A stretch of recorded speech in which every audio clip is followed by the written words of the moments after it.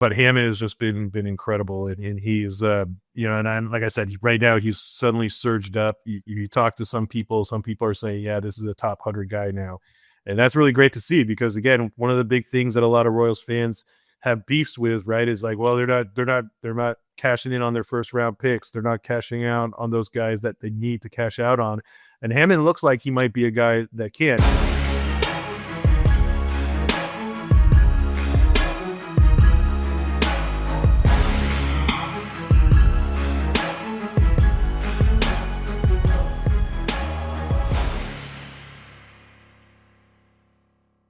Alrighty, welcome to another episode of the Royals Pipeline, brought to you by KC Sports Network, your home for everything.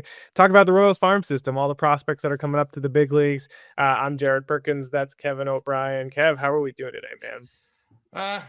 We could have been better. I mean, we took two from the Guardians and then lost two, so Yeah, that was kind of a tough one, especially since it was a tough loss in terms of like the bullpen and the pitching staff at getting away from us. So, but I mean, it's getting a split's nice. So, yeah, so like hopefully we can get better things this weekend. the team's looking better, so that's It the is. positive. Yeah, it is. It's a lot more fun. It's a lot more Yeah, fun to watch right now, which what, you like two and couldn't a say half the last out time. right now from first Yeah. base, something like that. So, a lot of positive momentum. I did want to kick off, or so for this episode, we're going to go through our players of the month for the month of April. So we're about a week into May. We want to go through the guys who were some of the top performers for that entire month. But before we get into that, we want to get into a couple of topics here. First, I want to dive into the Eric Cerantola debut.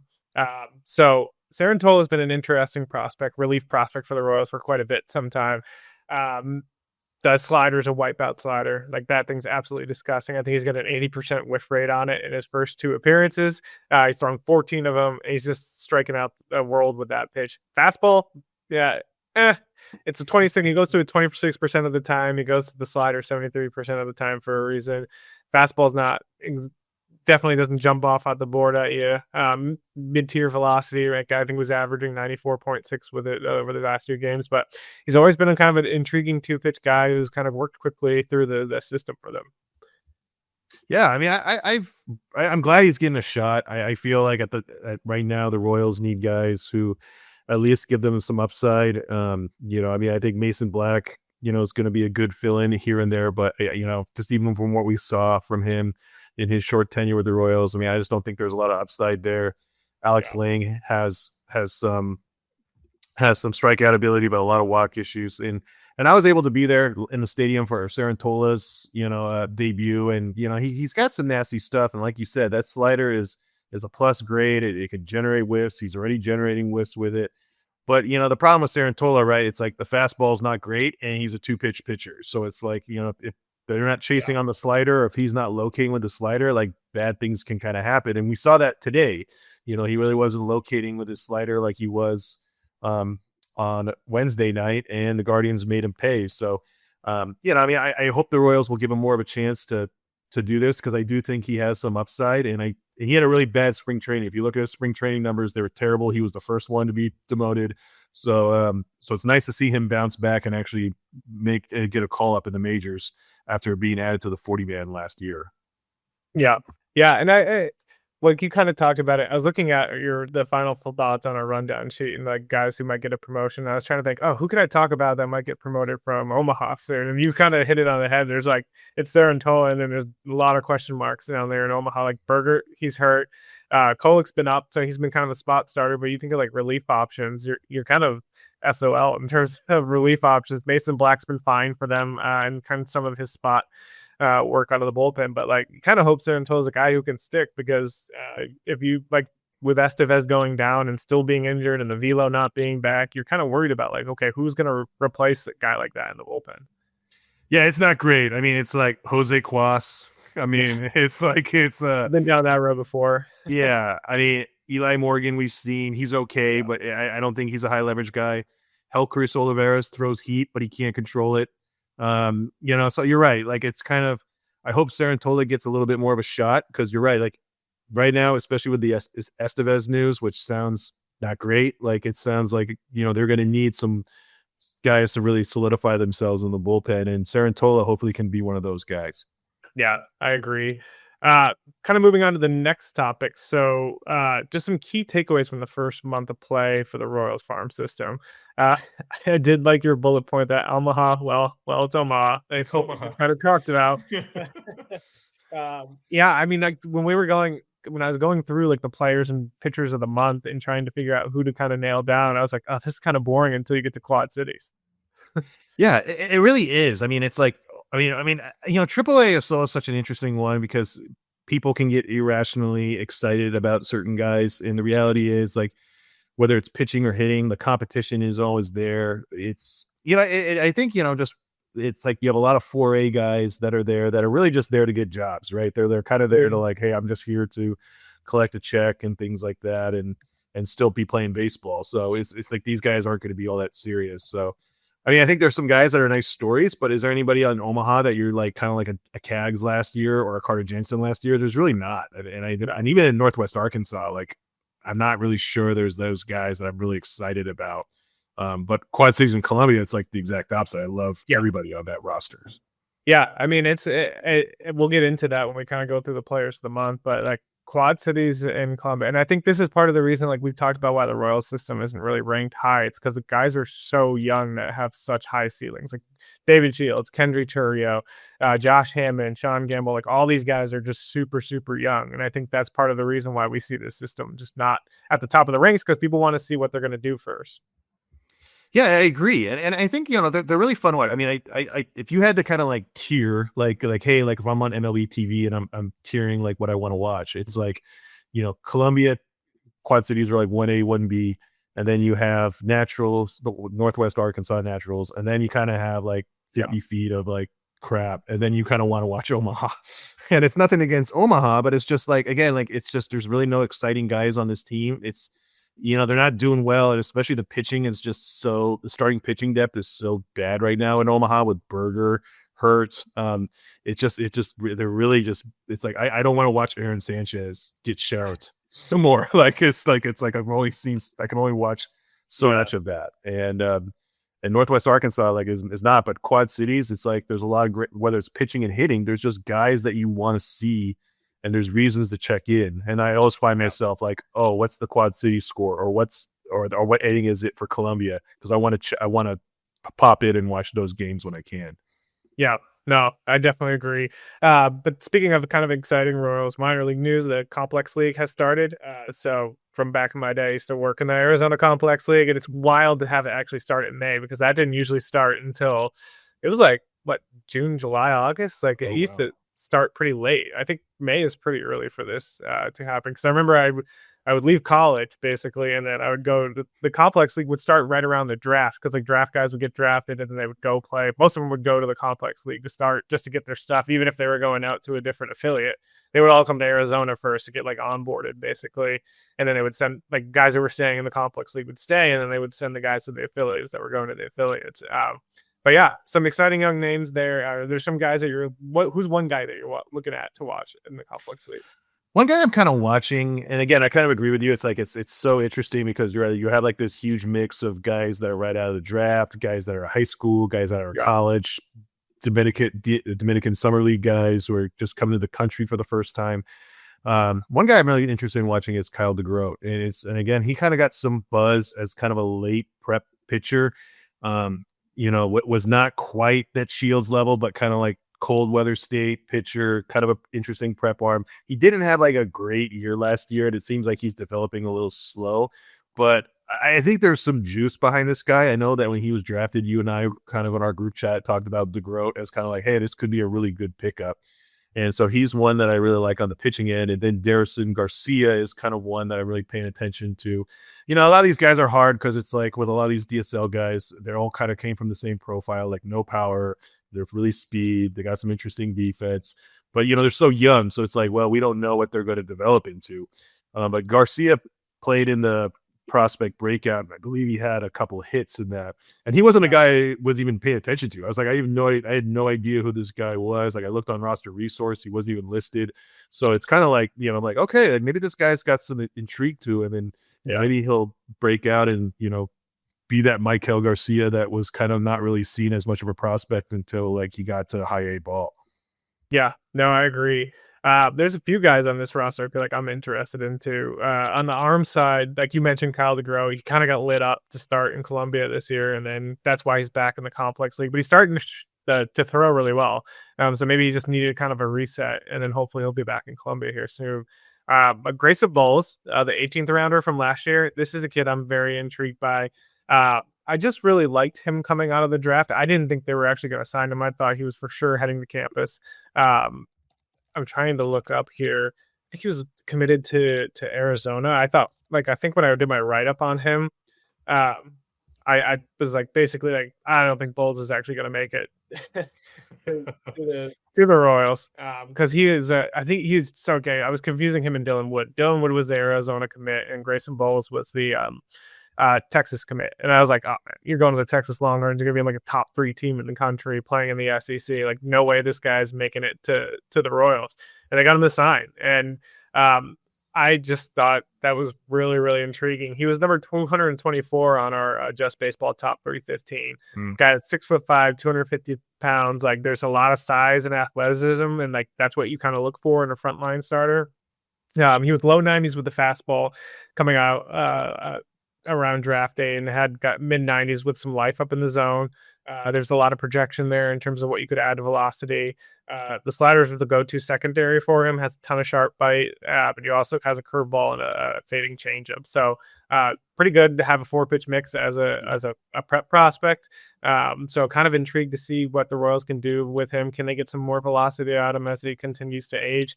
That would be huge. It's like that's kind of the shot you're going to take right in the 18th round. Like this is a guy who probably should have gone higher, and everybody I think thought he was going to Texas, and the Royals I think overslotted him in the 18th. And so like yeah, I'm really excited to see what he can do. Yeah, I mean, the Royals have been really like again doing some really interesting overslot stuff with like some of the recent drafts, especially under Brian Bridges. So yeah, I mean that's one guy I'm really intrigued by as well. And then what about I mean Michael Braswell is also Yeah, kind of an interesting one. He was a shortstop at LSU. he's He's listed as an converted to infielder. pitcher. Yeah. But he's converting to pitching, and now it's like he's kind of an interesting story. Is like is pitching going to stick? Yeah, yeah, he's got an inning strikeout, so I'd love to see that. Yeah. He was he's an interesting story because I think there was some consensus that he could get drafted as an infielder because the defense was so good, and the bat just took a huge, significant step back in his senior year. I think he might have hit under 200 or just barely above 200. And then he was coming off like a season where he hit over 300 and was like a pretty good offensive player. And he played every day for LSU because Jay Johnson's like, I can't lose his defense at third base. And he was just so good defensively, and he had such a good arm. That's part of the reason why he's on the mound now. So, yeah, excited to see what Braswell can do as well. Um, Trying to think if there's anybody else on this roster that I'm interested in, at least on the bat side. I think Tyson Moran's another guy that's interesting. He's again another late prep prospect for the Royals as well. And I think he's just a guy that was one of the top guys out of to Canada. That's like very interesting. They took in the 13th round. So I've heard some differing opinions on him. So Mm. one when they were coming out of the draft, one said that he earned himself a big payday. Another said that he thought he was going to be an easy sign. I think he wound up going for like right at slot or something similar to that. So he was one of the top Canadian performers in that spring before the draft. Has some emerging pull side power. He makes consistent contact. Has some ability to stick up the middle as well. So I think he's going to be an intriguing one to watch as well. I think he already has his first pro home run as well. Oh wow. Yeah, I mean, that's a really interesting one. I know Moran's a guy that I was definitely keeping an eye on. And then just one last one I want to look at is Corey Cousin, and he was he's such an interesting story because I just don't know what happened with him. So I believe in 2024 he was drafted. I want to say in the 18th or 19th round, Mhm. Louisiana prep prospect. I'm not sure, maybe the same area as JC Vanek. I kind of felt like it was around that same area. But it's but then I remember him. I don't remember him signing, and I thought like he didn't sign in 2024 because I think he was. They didn't. The Royals didn't sign their last 2 picks, but then we didn't hear where he went. Like I don't think we heard like where if he went to college. It kind of like there's no stats on him in college, and then all of a sudden he's back on the Royals. Then he was in the Arizona Yeah. Complex League. So I kind of wonder like did something change? Did he get injured, and then or like and then maybe sign so. But he was a really interesting prospect because I remember liking him a lot. He was a little raw, but really athletic. kind of thinking of like an Austin Charles type, just a lot of skills in that way, but just not has that prep baseball background like some other guys who come from like a California or a Florida or Texas have. So I mean, there's a lot of athleticism in that outfield. You got like Nell Barber as well, Yeah, he's who's a good too. really toolsy guy. Um, Luis Herman and Ramirez, those are DSL guys with some athleticism. So Cousin can really add something to that mix. But I'm just really curious to see how he goes because he was an intriguing prospect when he was drafted a couple years ago. Yeah, I love it. Make sure to go check out the Complex League. I know there's really nowhere to watch it. I think they do a live stream on YouTube or They something like do, that. Yeah. yes. So it's always fun. I know it's not like you're not going to get like a audience or you're not going to get a PA announcer or anything like that, but some really talented baseball going to be happening down there. We are going to get into our April pitcher and hitters of the month here in a second, but first we're going to go take it to a quick break. My name is Terrell Jolly. A lot of people call me TJ, founder and CEO of Integrity Capital Management. So Integrity Capital Management originally started out as a property management firm, but we slowly transitioned to what is described as an incremental development firm that's focused on situational housing. I know most people say affordable, but we believe in creating housing for people that are actually in need and built to the end user. I believe everyone needs a home because when you have home, you have hope. The reality is that when you're building a business, one thing you don't think about is like what a true banking relationship means. And, I had the honor and privilege of meeting Debbie early on in my career when I was just trying to get going. And as a small business, it's really challenging at times because people don't understand the concept or not believe the longevity because you're just getting started. But Debbie was willing to take a chance on me, be patient with me. I almost look at it like a grassroots initiative. She's seen and believe what I'm about. Anybody that's really true about their business and want to get some things done, I would definitely trust hands down Enterprise because Deb's team, along with Aaron and Jackie and all the amazing people that work behind the scenes, even from the treasury side, I would say, hey, give them an opportunity because you won't be disappointed and you will actually be in hands that actually somebody care and that will see you from start to finish. David Starnes Allstate Insurance is a proud partner of KC Sports Network, serving the Kansas City area and all throughout the Midwest. If you are looking for new coverage or something that better suits your home, auto, health, or any of your other insurance needs, give Dave and his team a call. Elevate your coverage and be worry-free with David Starnes Allstate Insurance. All right, we are back. It is time to dive into the Royals minor league pitcher and hitter of the month at each level. We're going to start, I believe, with the Omaha Storm Chasers. Who do you got for pitcher of the month? My pitcher of the month is Beck Way, and Beck Way is really interesting because he seems like he's been in this organization forever. He was acquired in the trade with Andrew Benintendi back in 2022 from the Yankees. He came with Chandler Champlain as well as TJ Sigma. He's the only one remaining from that trade. Champlain was released this last year, and Sigma was part of a trade a couple years ago. But Way was always been kind of a guy with some interesting stuff, but he's really kind of struggled with control. He had a really great, April. So if you look kind of like at his April this year, he's had a lot of strikeouts, 21 strikeouts and 19 strikeouts and 14 innings, 3.21 ERA, only 6 walks, which was huge for him. If you go to his TJ stats profile, it's like his stuff is in the hundreds. I mean, he's a really interesting arm, and I don't. It's interesting because he's been Rule 5 eligible for a couple years, and he's not being selected because I think of the control. But he's done a really good job of really owning that this year. And now I think he's got an outside shot of making this bullpen, especially with the way the bullpen is. It's just the bullpen is a mess. They need arms. Maybe Beck Way is an arm that can kind of get in there, give them some upside. Even though it's been a while since his kind of prospect status, when he was kind of seen as like a top 20 guy in the system has kind of faded a little bit. Yeah, he's an interesting one. And it's like I was looking through the arms because I saw who you picked it. I just wanted to see who else was out there before we were prepping for the show. And I was like, it's pretty bleak.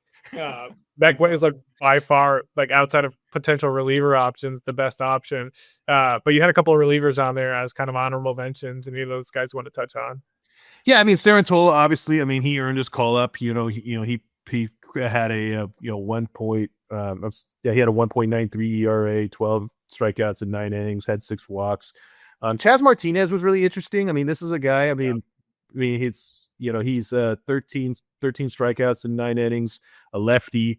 His stuff isn't like awesome. He's kind of one of those guys. He has some really good command. I mean, think of him almost like an Eric Sisk type. Is just like in the pre-old rules, he probably is a loogie, and maybe he gets more of a shot, if, at the major league level. But again, but he's doing pretty well in Omaha, so he's a guy to watch out with. But I like I said, I think his stuff isn't like it could get exposed at at major leagues, but for a AAA pitcher, I think he deserves some kudos. Yeah, I love those two options.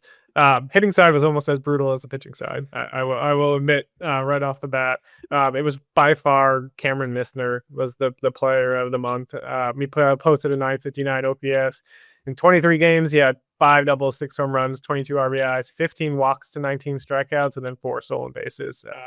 Again, a guy who used to be a top prospect. I remember there being like comps to Mike Trout with him at one point. Like if they can figure out the swing and miss, like the athleticism of the tools, or like this, people were just giving like absurd comps for this kid, and like the hit tool just never kind of panned out. And like it happens with a lot of these guys that you just have like all these tool sets in the world, and you're just hoping they can kind of find some kind of hit tool. And it's like that's probably like the hardest tool to teach a guy is like the ability to kind of hit a baseball and make contact. So Cameron Misner was onto a red hot start April, and then in terms of the guy who has a struggling hit tool, he has really plateaued since then. It has not been pretty for him. I think he's hitting under 260 now, and it's just kind of been a little bit of struggle for Misner, but really, really impressive to see from him.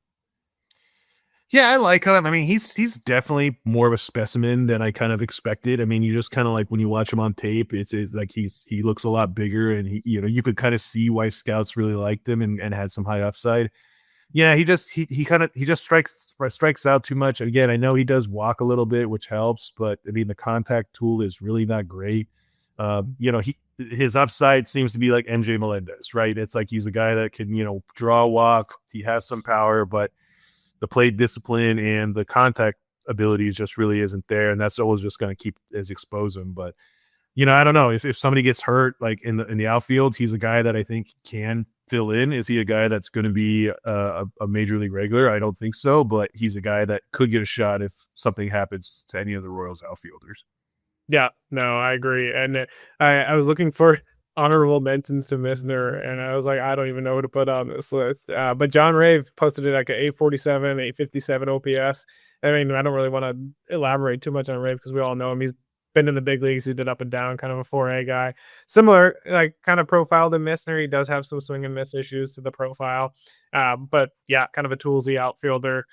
He probably will get called up again at some point, like an injury happens. So probably be in the outfield will probably be either him or Misner. So those are the only two guys I got for Omaha.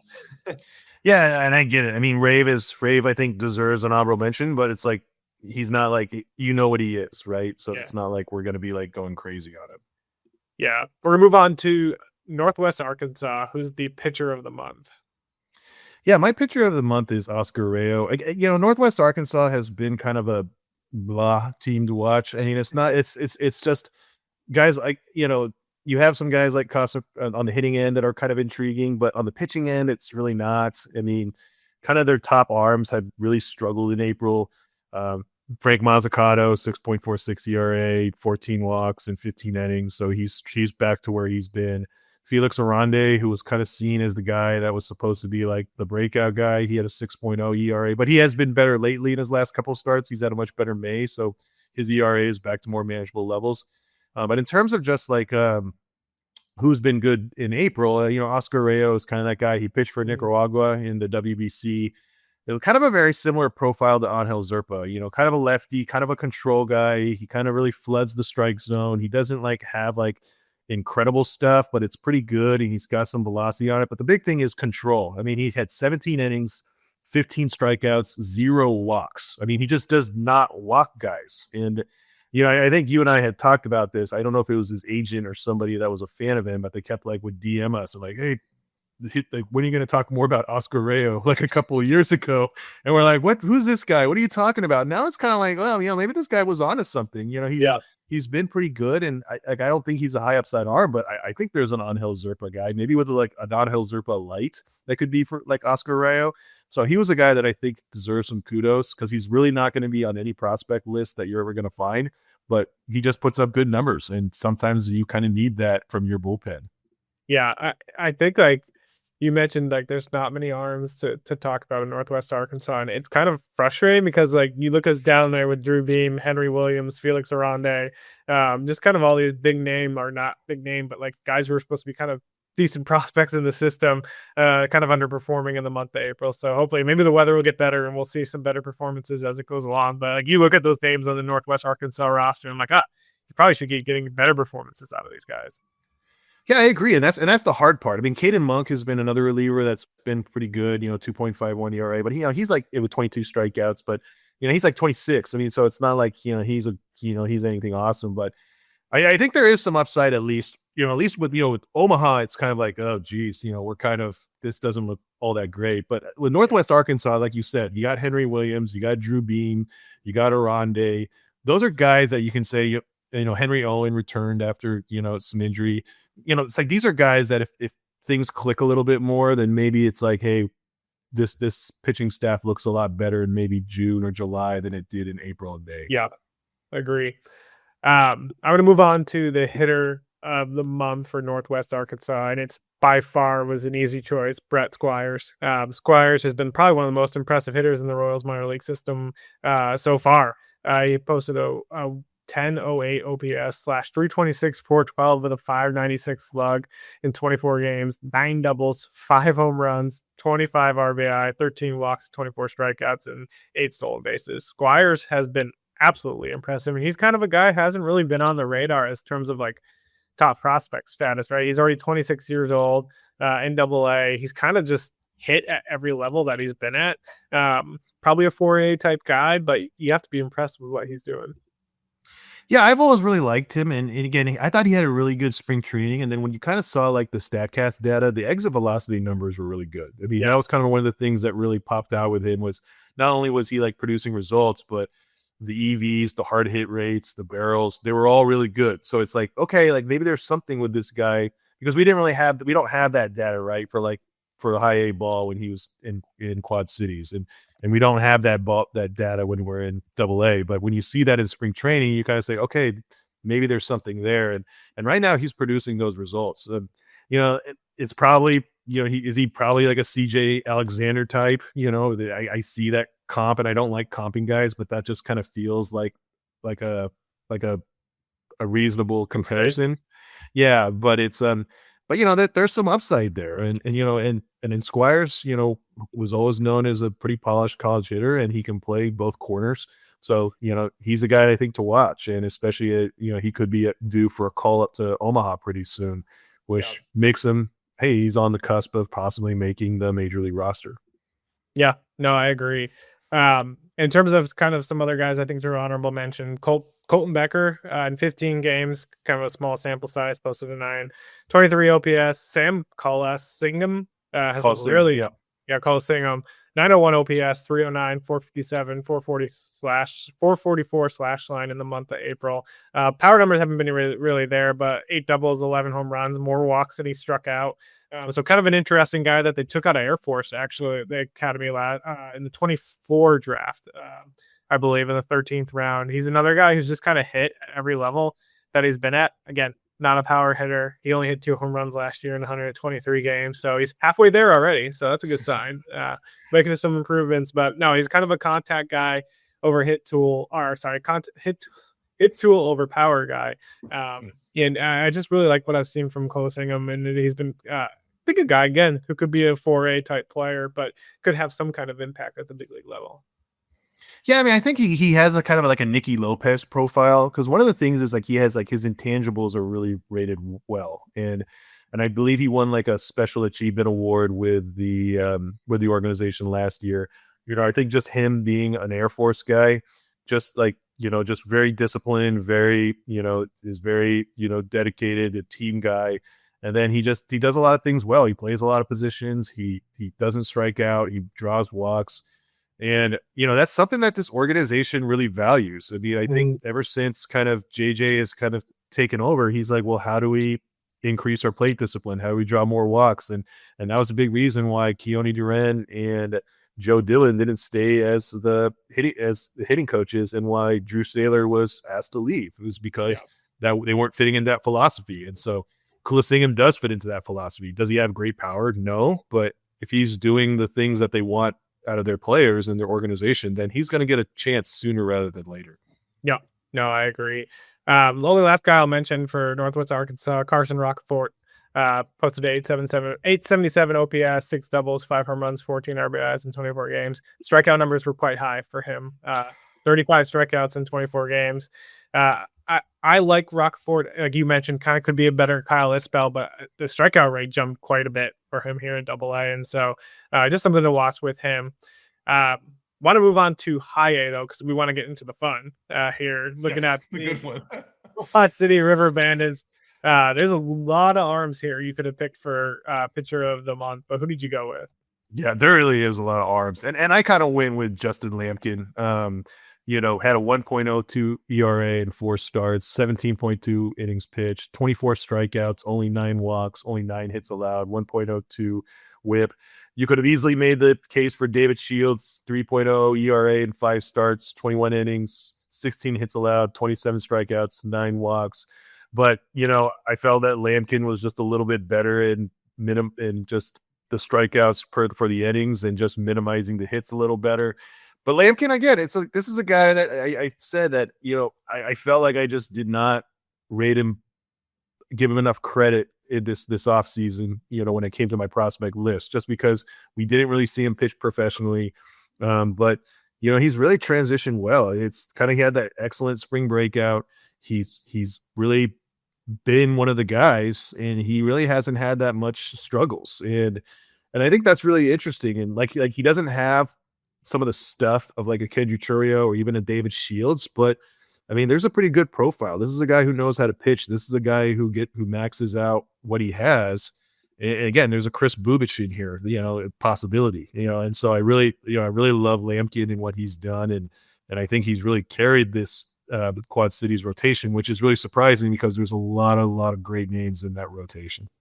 Yeah, no, I've really loved what Lampkin's brought to the table, and kind of as you mentioned, Chris Bubich 2.0, and I think this is a guy that can be a very, very quick riser in the minors. Don't think he's going to be lasting much longer in High A. You could see him in Double-A as some of the arms go. I feel like you have to talk about David Shields though here as well.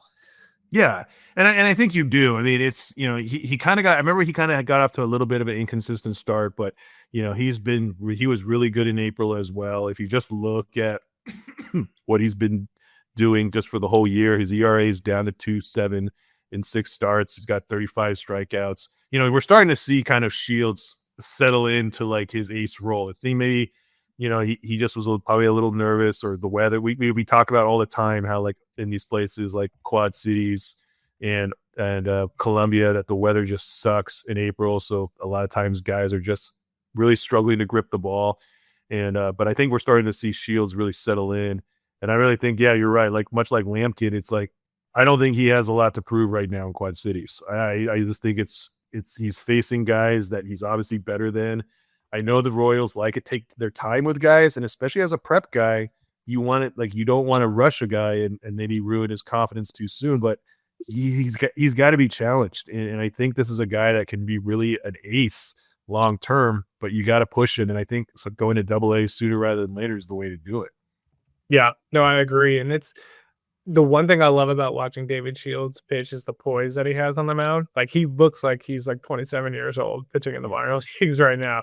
He doesn't look like an 18, 19-year-old kid. The guy pitches with a ton of confidence, lives in the strike zone.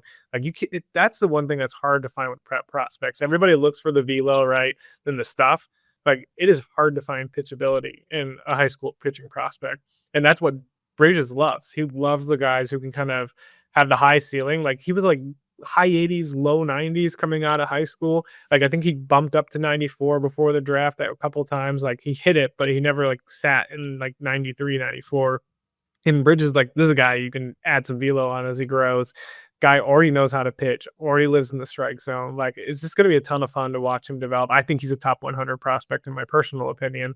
And I think we're going to see him crack that list here soon, especially if he gets up to Double-A and he continues to kind of dominate up there as well. Yeah, I mean, he Shields feels very much almost like a Braves pitching prospect, right? Like kind of a guy that, how the Braves used to really draft and develop a prep guy and just really took to the development system in the Braves system, and you can kind of see that influence with Shields. And so Yeah. I agree. It's just there's a lot of poise there. There's a lot of confidence there. There's a lot of great command there. I know Chorio has the velocity, but in terms of being able to be the better overall pitcher, it's David Shields right now. Yeah, I agree. Gonna move on to hitters. So I actually gonna change who I picked because I made him an honorable mention, and I'm realizing I know he should have been the player of the month, Derlin Figueroa. I was gonna pick Blake Mitchell. I really struggled with the 200 batting average for the month of April, but Derlin Figueroa, 313, 389, 588 slash with a 977 OPS, 7 doubles, 5 home runs, 16 RBIs. This is the kid that they got in the trade with the Dodgers for Ryan Yarbrough. One of the key pieces that they wanted to get. He was someone that I always like, this kid's going to break out. Like, the bat is very, very good. It's been pretty good ever since they've gotten him. Last year, the batting average struggled, but he doesn't strike out a ton. Like, he keeps the strikeout rates pretty at bay. They're up a little bit this year in high A, so you want to kind of see that come down over the month, but you can't really complain about the strikeouts when you got 7 doubles, 5 home runs, and 80 at bats. Like, that's just absolutely insane. I think he definitely deserves to be the player of the month here. Yeah, Derlin's really interesting because you're right. Like 2 years ago, he was getting a lot of hype. He was he was acquired from the Dodgers, and then a lot of people are saying, "Hey, this is like a Jordan kind of guy. This is he has that profile." And then, like you said, like last year, kind of the average dipped. I think he dealt with some injuries, if I recall, and then kind of his prospect status just like really dropped. And now he's starting to hit again, and now we're kind of starting to see. And what I love about watching him hit is he's got this all fields power, and it's just and it's. I'm not saying he's Jordan, but it's like that's what Jordan Alvarez does really well. It's like, okay, I can hit to left center, I can hit to right center, I can pull it down the line, and that makes it real tough. And he's got some pretty good athleticism. He's not just like a hitter only, and he's really thrived with this lineup. And like you had in your honorable mentions, there's so many guys that are really good here. I mean, Tyreek Kemp has been a really great surprise. Austin Charles has really bounced back and become a dude. So, and Blake Mitchell, despite his flaws, he does hit for power. And, he does hit bombs, and he's a 3 true outcomes guy. And he's so baffling because he's got like a walk rate like in the 30s, a strikeout rate almost in the 30s, and then he's got all these home runs. It's just like, what does that mean? Like, we haven't seen prospects like that have that profile. And so part of me is like very apprehensive and saying like, yeah, this guy's just not going to hit for average. But then part of me is like, what if he's just not hitting for average because he's so good and not knowing what to swing at? But even then, it's a really tough conundrum with him. But I kind of agree. I think in terms of results, pure results, Derlin has the better profile right now than Mitchell. No, and like with Blake Mitchell, I was actually messaging a buddy about this the other day. Like, I'm so confused of what to make of the profile, because like this isn't for the month of April, but this was like overall last night where he was at. He was at a 942 OPS while hitting 206, walking 31% of the time and striking out 30% of the time. My buddy responded with like, "That's so painfully bad but promising." Right. And I was like, yeah, it's like painfully bad and promising, painfully promising at the same time. Like, it's just like I have no idea what to make of him.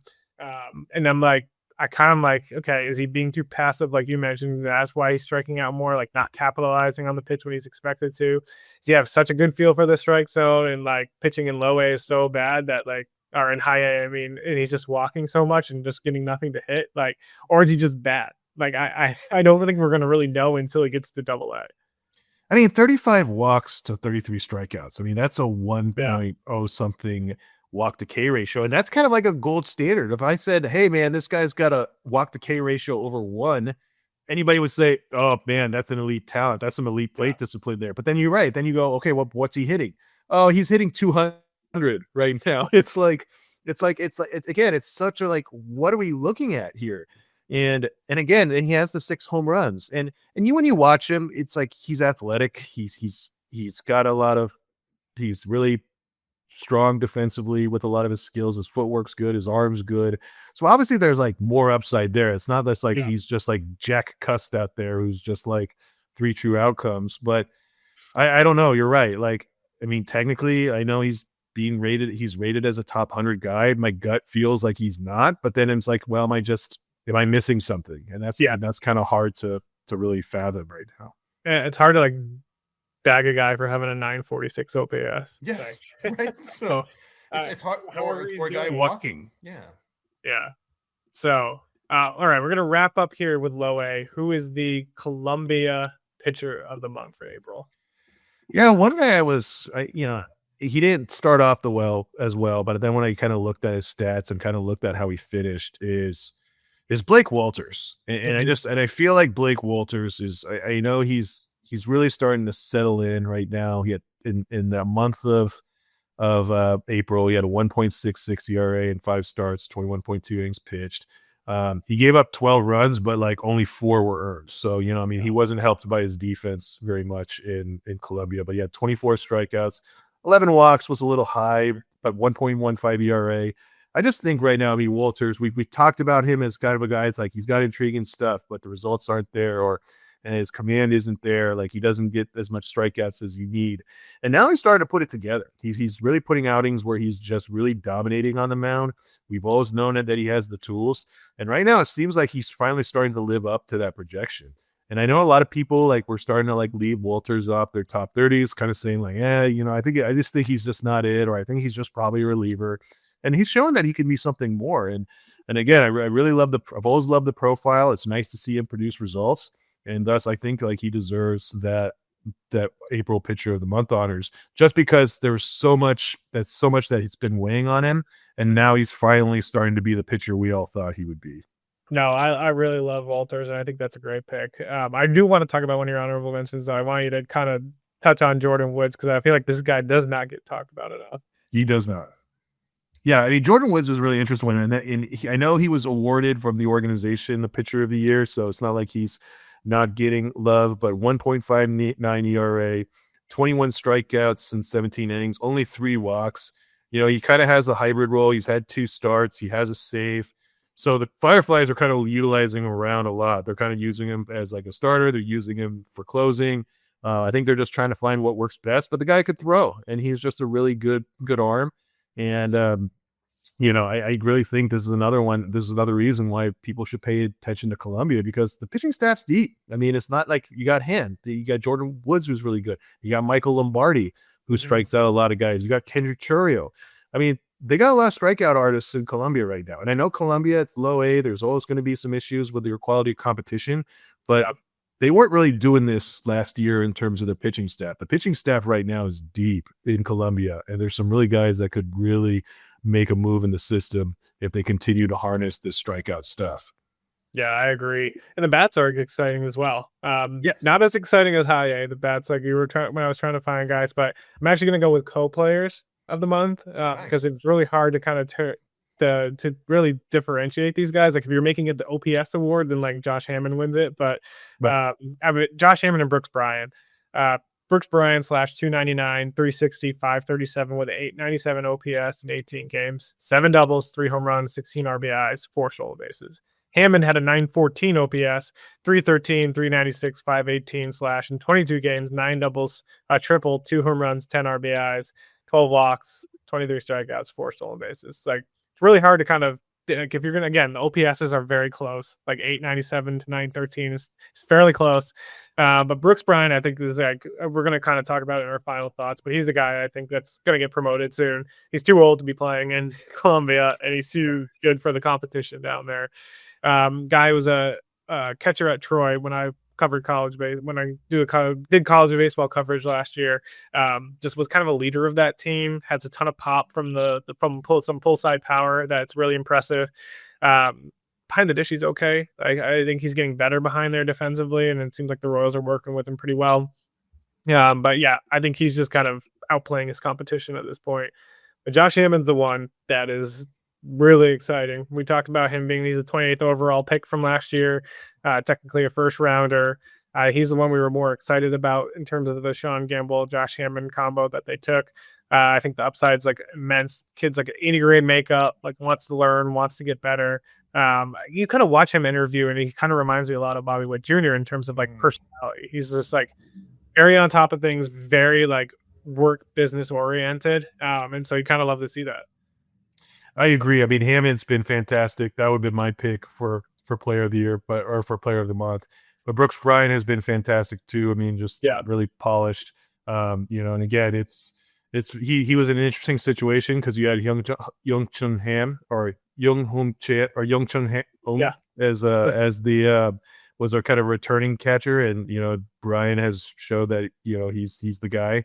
But Hammond has just been incredible, and he's and like I said, right now he's suddenly surged up. You talk to some people are saying, yeah, this is a top 100 guy now, and that's really great to see, because again, one of the big things that a lot of Royals fans have beefs with, right, is like, well, they're not cashing in on their first round picks, they're not cashing out on those guys that they need to cash out on, and Hammond looks like he might be a guy that can. Now Gamble's off to a slower start,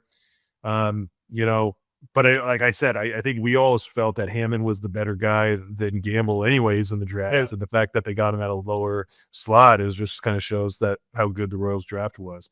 Another guy I really like that's really interesting is Henry Ramos. I know he's hitting 305. Not a lot of power, 778 OPS, but he was always known as a really high contact guy. I believe he was an international signing in 2024. That was kind of like the most high profile international signing. So, just a really good athletic outfielder. So I mean, he's some guy to watch, and it'll be really interesting to see how his like batting average progresses as he continues to grow over the system. Yeah, no, I love it. That kind of wraps it up for our players of the month. You got any final thoughts before we wrap up here? Yeah, so I mean, kind of one of the things with final thoughts, I think we want to talk about any possible promotion candidates, and I know we've kind of gone over it, and kind of two guys that I really think need to be up in AA soon is David Shields and Blake Mitchell. And I think we've talked about David Shields is for all the right reasons, right? Like he's just too good for the competition, his stuff, his poise. He's obviously showing that he's a guy that, and right now there's some question marks right now, right, with the future of the Royals pitching staff. Cole Reagan's just got injured right now. You probably not keeping Chris Bubich after this year. Noah Cameron is starting to show that, like maybe there's some regression there. And I think, is David Shields a guy that can be an ace of the future, or at least a number 2 or 3 guy in the rotation? And I think in order to do that in a timely way, he needs to be in AA. And so that's why I think he needs to be up. As far as Blake Mitchell, right, like the stats are tough, but I think we need to know who he is. And right now we still don't know who he is in Quad Cities. The competition's not going to allow us to know who he is. He's either going to do a lot better and he's going to hit for a better average and the walks are going to carry over to AA, or we're going to see who he is. And right now, I know why the Royals are taking it slow. The problem is, like, that draft, so many guys came out of it. You had Kyle Teal, you had Matt Shaw. Those were guys that went after the Royals pick. Those are the guys that Royals Twitter guys are always like, oh, why didn't we get Matt Shaw? Or why didn't we get Kyle Teal? And so I get why the Royals have been kind of like slow playing Mitchell. But at some point, we got to see who he is. And right now, it's not happening in Quad Cities. Bring him up to AA. If he struggles, he struggles. But if he doesn't, then like maybe we can get more excited about him. But I think like I can't get more excited about him until like I see him hit against better competition. Yeah. No, I agree. I think he's got to get up there, and we got to see what he's got. The other guys I'll talk about too in terms of call-ups. Brooks Bryan, again, mentioned earlier, just age, just outplaying his competition. I think, again, if you have Blake Mitchell go up to AA, that's when probably Brooks Bryan would go up to high A, both catchers. Like Brooks would probably go up and take over if Mitchell went up. And then Justin Lampkin. I just think he's just going to be such a quick riser through this system. It's very polished. It's very good. I think we're just going to see him quickly get into AA here soon. But that kind of does it for us. Be sure to follow along. You can catch Kev on Twitter. Crown Talk underscore KC. Yep. Jared CP1 for me. Make sure you're following KC Sports Network. Subscribe to the YouTube channel so you can get all the latest episodes, not just Bros Pipeline, but Joel on One Royal Way, and then all the post game shows that they got going on. So until next time, we'll see you. See ya.